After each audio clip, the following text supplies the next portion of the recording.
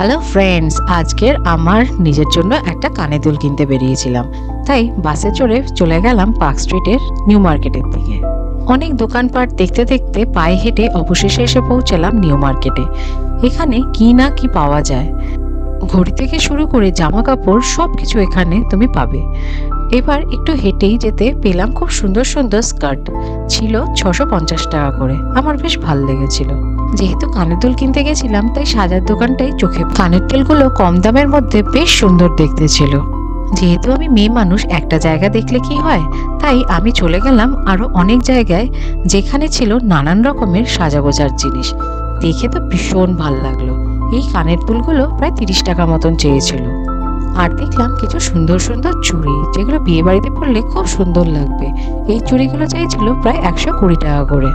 নিজের জন্য খুব সুন্দর একটা কানের দুল কিনে ফিরে আসলাম র্যাপিডে করে নিজের বাড়িতে।